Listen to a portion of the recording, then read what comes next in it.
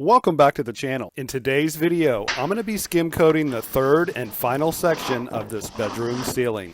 This section is a little trickier because we're going right up against the wall that's not going to be repainted. I've got plenty of tips and tricks and techniques that I'm going to show you coming up in this video. I'll also show you the tools and materials for mixing and applying the skim coat to your ceiling. I'll leave links to all the previous videos in this series in the description below. And if you stick around to the end of the video, I'm going to give you a sneak peek of how I mix the skip trowel texture and apply the skip trowel texture without having to sand that skim coat at all. Be sure to hit that subscribe button and also the bell notification. Let's get into this video. I'll be using a USG all-purpose joint compound for the skim coating, a 16-inch stainless steel mud pan, and a 14-inch blue steel taping knife, paint mixer, and a 20-volt cordless drill. You want to thin the joint compound down with water and mix it to about a thick yogurt consistency. Now we're ready to skim coat this ceiling. Like I said in the intro, this is a little tricky because I'm going up against the painted wall that's not getting any work done. So you just got to keep your mud nice and tight. You don't want to pile it up. If you look closely, I'm adding mud to basically from the middle to the right side, so I'm not squishing it out both sides. You can control it a lot better that way. So basically I'm just getting the mud up, paying special attention to the corners, not squishing the mud real close. I'm going to come back and I can get even closer with less mud on my knife.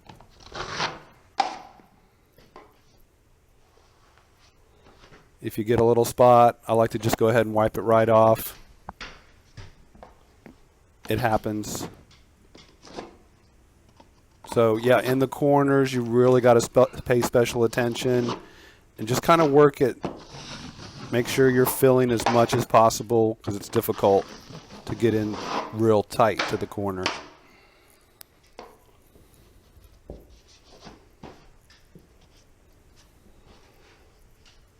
Alright, so I'm putting pressure on the left side and lifting the right. That way I'm not leaving any knife marks as I go. Keeping a pretty light hand, applying a steady pressure. I got that far just with one load of mud in my mud pan. These 16-inch mud pans hold a lot of mud for the skim coating.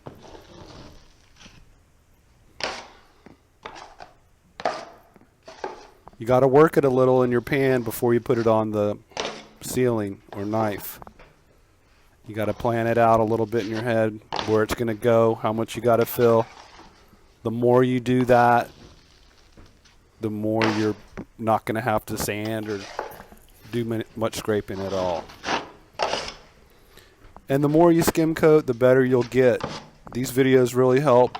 I get a lot of comments from guys and girls saying they were never even thought they could skim coat, but watching these videos, you can do it. Here's that pressure on the left, pulling, lifting on the right. You can see that just the line just goes away. Let me know in the comments if you're a DIYer, a contractor, painter, handyman.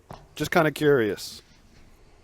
Another question I get a lot in my skim coating videos is how thick do I mix the joint compound to skim coat? The answer is it depends on the surface you're skim coating over. If it's a smoother texture, or say an orange peel or something less, even a stomp, you can go a little thinner like what I'm using right now in this video. It's like the consistency of yogurt. Now if you're going to be going over a heavy popcorn or knockdown texture, you want to leave it a little thicker when you mix it.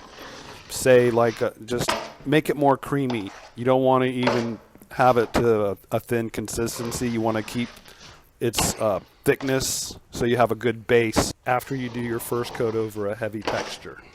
Let me know in the comments why your ceiling or wall needs a skim coat. If you like this video, you might like my how to skim coat with the paint roller trick. I'll leave a link to that video in the YouTube card above now. Another question I get a lot on my skim coating videos is about skim coating over popcorn ceilings. That's what this originally was before I got to this point. But if you have a popcorn ceiling, it needs to have been painted before to be able to skim coat over it. You can't just skim coat over a raw popcorn ceiling, or it's just going to bubble and come down.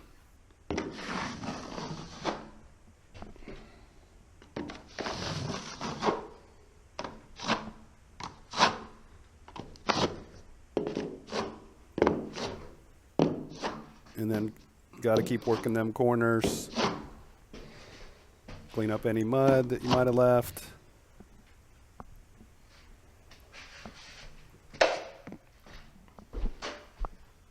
All right. The bedroom ceiling is skim coated.